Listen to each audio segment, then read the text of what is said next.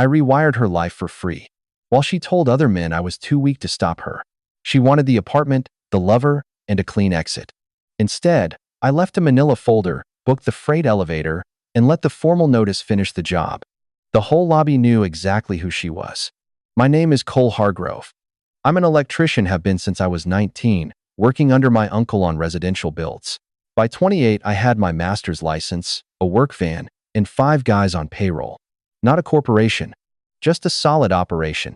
The kind where you show up on time, pull your permits, and the phone keeps ringing because your work doesn't fail inspection. I met Renee at a friend's housewarming. She was in real estate sharp, well put together, the kind of person who works a room like she's already calculating the square footage. We dated 8 months before I asked her to move in. The apartment was mine first. I'd signed the primary lease about a year before we met. When she moved in, her income didn't clear the building's verification threshold. She was between agencies, commission only, so the building added her name to an amendment form as an occupant. My name stayed on the contract as primary tenant. We said we'd update the paperwork when things settled. We never did. In the 14 months that followed, I rewired 2 of her listings at no charge. She called them small jobs, and I let it go. I fixed our panel after a surge hit at 2 in the morning. I replaced the dishwasher, the bathroom exhaust fan, and once drove close to 2 hours on a Saturday to fix a fuse box at a property her client needed cleared for closing. She said it would mean a lot to her. I didn't ask twice. That was around the time I heard her tell her friends I was handy to have around.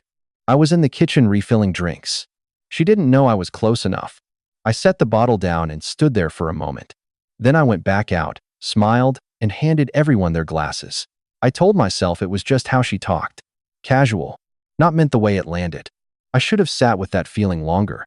Renee's circle was tight. 3 women she'd known for years. Jade, Priya, and a woman named Sasha, who ran the group the way a managing broker runs an office. Quarterly dinners at restaurants where you don't ask about the price. I was never invited. I was sometimes useful. First 2 times, I drove Renee there and waited. Third time, I booked her a car and stayed home. She texted thanks. Never asked why I'd stopped offering. I went to 2 of their group events as her +1. Both times I handled parking, found the coat check, and stood at the edge of conversations I hadn't been brought into. At the second one, I stepped out to take a work call. When I came back in, I heard Sasha's voice low, not low enough, telling someone that Renee deserved better for herself. I thought I just didn't fit their world. Turns out I was bankrolling it. It was a Thursday afternoon in October. A job out near the warehouse district got called off. Storm moving in. Site wasn't safe. I sent my guys home and drove back to the apartment around 2. Renee was supposed to be showing properties until 6. I set my keys on the counter and noticed my MacBook open on the kitchen table. She borrowed it sometimes when her own laptop was charging in the other room. Nothing unusual about that. What stopped me was the notification banner at the top of the screen. A message from someone saved as Brendan R. I don't know exactly why I sat down instead of just closing the lid. Maybe some part of me had already been adding things up without realizing it. Either way, I pulled out the chair and read. 6 months earlier, Renee's phone had gone in for repair, and she'd connected her iMessage to my machine through a shared Apple ID. Quick fix, she said. Temporary. She never disconnected it. The full thread was right there, synced, time-stamped, and running back 3 weeks. 3 lines in, I knew what I was looking at. Brendan wasn't a work contact. The messages weren't professional. They had the easy, settled tone of people who'd been seeing each other long enough to stop being careful. He was asking about a place in Riverton, whether she'd handled the timing yet. She told him the end of the month was looking good, that things on her end were almost sorted, that she just needed a little more time to get the apartment situation dealt with. The apartment situation. I sat there while the rain started against the kitchen window. Didn't move. Didn't close the laptop. Then, I scrolled back to the very beginning of the thread and read every single message. She wasn't planning to leave me. She'd already decided when. And I had just become the last item on her to-do list. I didn't say anything when Renee got home that evening. She came in around 6:30, set her bag down, asked how my day was. I told her the job got rained out. She said that was annoying. Then she went to change, and I heated up leftovers, and we sat at the same table we'd shared for 14 months, and I didn't say a single word about the laptop. I just started counting. Over the next 2 days, while she was at work, I went back through every thread her iMessage had synced to my machine. Brendan R. was the most developed 9 messages across 3 weeks, easy and familiar, the kind of tone that only comes after you've been at something long enough to stop being careful. But Brendan wasn't alone. There was a second contact. Just initials DR, 4 messages, short and logistical. Times, locations, nothing personal. The kind of text you send when you're coordinating and don't want a record but make one anyway. DR is initials lined up with a senior broker at Renee's firm, someone she'd mentioned by first name a few times at the edge of conversations I hadn't been part of. The third thread was just a phone number. No name. 3 messages, the most recent from 4 days before I found the laptop. Lighter tone, earlier stage. She was still being measured with that one. I screenshotted all 16 messages. Saved them to an external drive I keep locked in my van, the same place I store job permits and insurance certificates. I made a folder and labeled it infrastructure. Not because I was planning a fight, because I was looking at the load-bearing elements of a situation I hadn't fully understood yet, and I needed to know exactly what I was working with before I touched anything. I closed the laptop and went to bed. She was already asleep. The ring was on the nightstand. The dry cleaning errand was 3 days later. Renee handed me the blazer on her way out, too busy to drop it herself, she said. I checked the pockets before I left. Habit from the job, you learn early that what people leave in their pockets tells you more than what they say. The stub was from a parking garage on Crestline Avenue. Private structure. Timestamp, 6:47 p.m., a Tuesday 3 weeks back. That was the evening she'd told me she had a showing near the University District. Traffic was brutal, she said. She got home close to 9. East Side was backed up all the way to the bridge, she'd said, setting her keys down. Took forever. I remembered nodding, asking if she was hungry. I pulled up her MLS listings that night. The nearest active property to Crestline Avenue had gone off market 10 days before that Tuesday. There was no showing, no listing, just a garage on the wrong side of the city, a timestamp, and a neighborhood Brendan had mentioned by name. I slid the stub into the folder in my van. She'd looked me in the eye and said East Side. Crestline is west. And now I knew she'd been practicing the lies long enough that they came out smooth. That was the first time I understood this wasn't impulsive. This had been running for a while. And whatever she was building on the other end, she'd been building it on my time. A few days later, I went back through the Brendan thread. All of it. More carefully. The first time I'd read it looking for confirmation.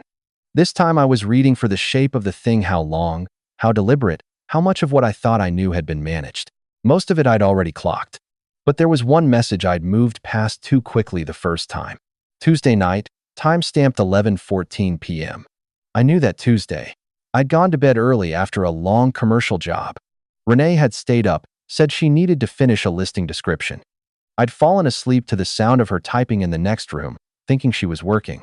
She was working, just not on the listing. In that message, she told Brendan the end of the month was looking good, that the apartment situation was almost handled. And then she wrote, "He won't make it difficult. He's not that type." I read that line 3 times. She wasn't wrong about my character. I don't throw things.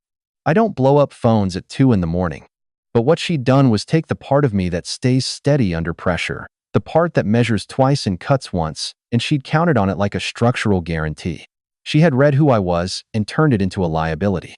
Built her exit timeline around it. Decided that my steadiness was the same thing as being manageable. That was the miscalculation. I sat in the parking garage of our building, phone in my hand, until the screen went dark. Then I got out, went upstairs to my van, and unlocked the fireproof box bolted to the floor. I keep the things that matter in that box. Job permits, insurance certificates, contractor licenses, and the lease, the original, signed 18 months ago. Still in the envelope the building manager handed me the day I moved in. Primary tenant, Cole Hargrove. Unit 7C. Renee was on a separate amendment form, occupant, added 6 months after my signing. Standard 1-page paperwork. It didn't touch the primary tenancy. The original agreement was explicit. Modifying primary tenancy required written management approval, new income verification, and a 30-day notice period initiated by the primary tenant. The next morning, I called the management office. Kept it general, told Dana I had a procedural question about lease transfers. She walked me through it in 4 minutes. New application, income verification at 40 times monthly rent. Management approval, primary tenant's signature required to initiate any transfer. Without my signature, nothing moved. Renee's income was commission only, variable by quarter. Good in a strong month, thin in a slow one. The building's verification process used annual figures. Without my W-2 inches the mix, she wouldn't clear the threshold. She couldn't assume the lease. She couldn't stay without applying as a new tenant from scratch. I thanked Dana, hung up, and sat quietly for a moment. She had mapped out the timing. She had mapped out Brendan and the Riverton arrangement and my reaction. She had drafted a version of this ending where I absorbed the exit like I'd absorbed everything else quietly, without making it difficult. She forgot to check whose name was on the infrastructure.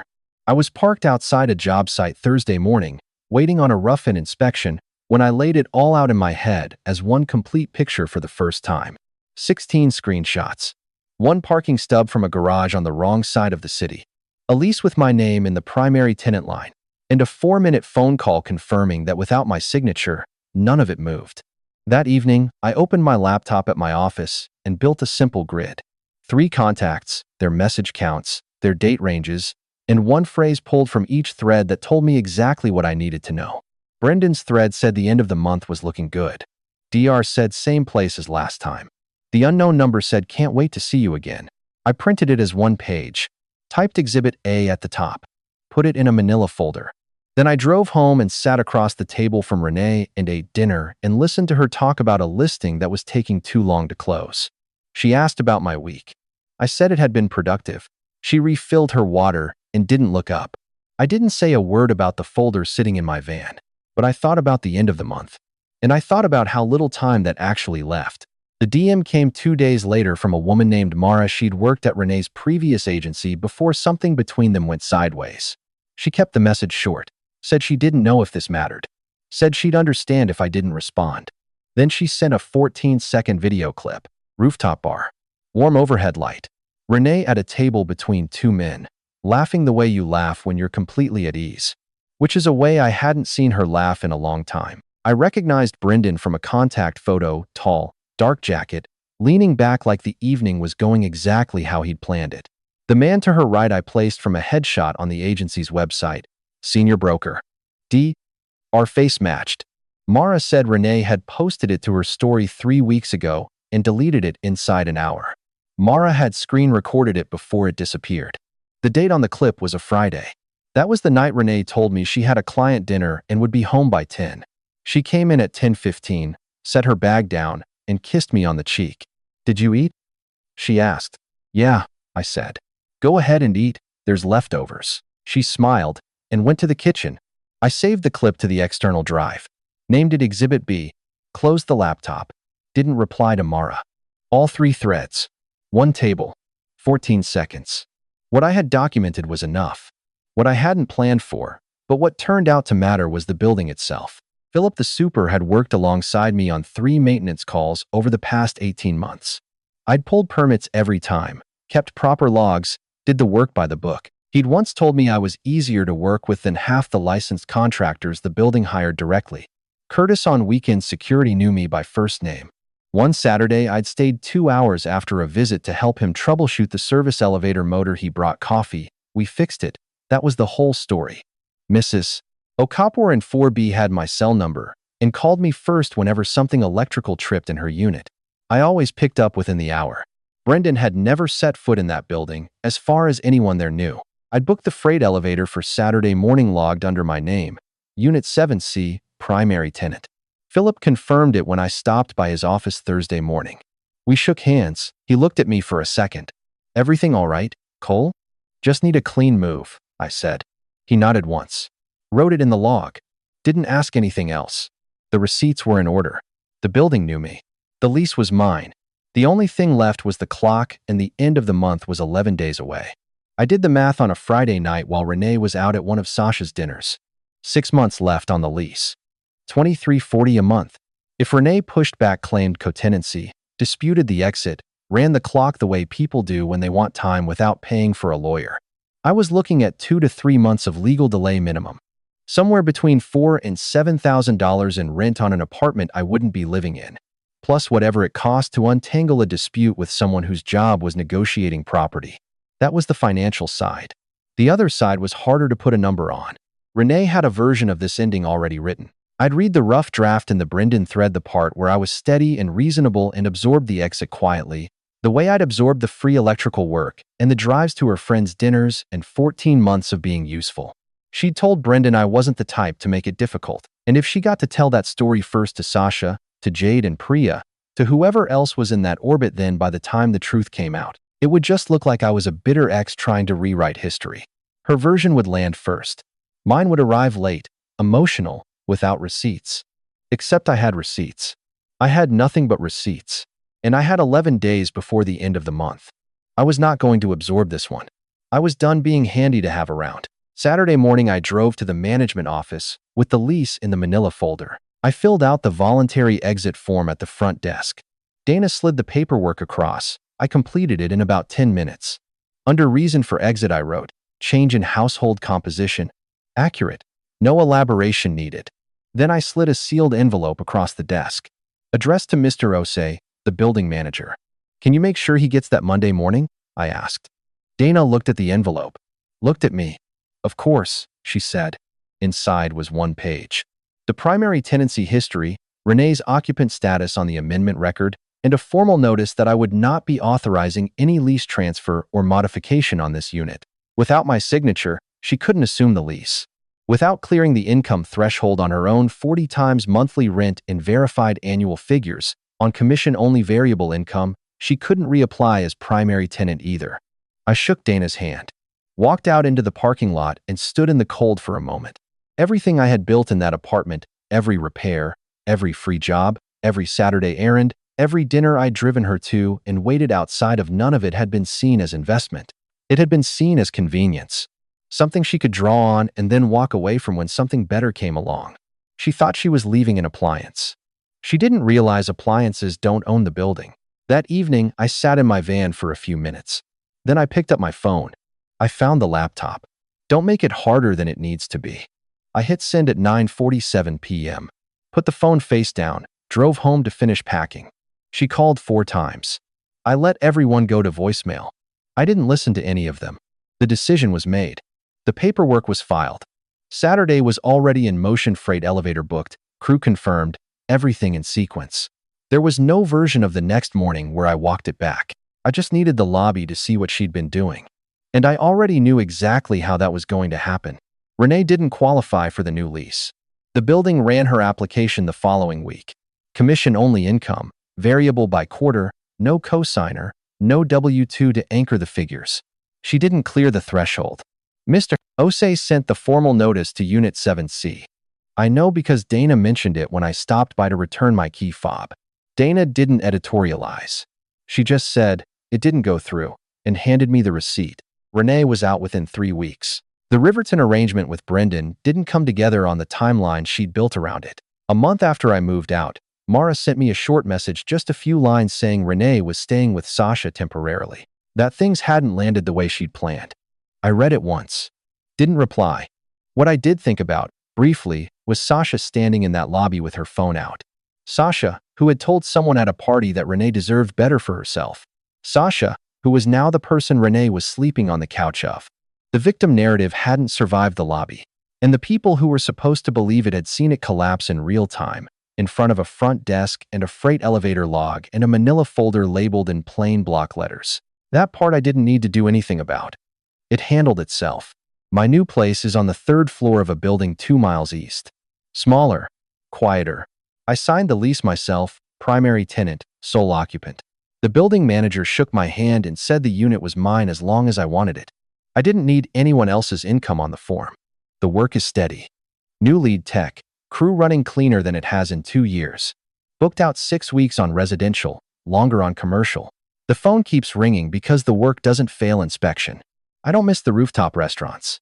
I was never really there, always in the car waiting, or at the edge of a room I hadn't been introduced into, or in the kitchen refilling someone's drink, while the woman I was engaged to told people I was handy to have around. I've thought about that a lot since. An appliance is useful. It runs when you need it, holds the load, doesn't complain. But appliances don't build the infrastructure. They just run on it. And when you pull the wiring out cleanly, when you know exactly what you're doing, the whole building goes dark. She found that out on a Saturday morning in the lobby of a building that still had my name on the lease.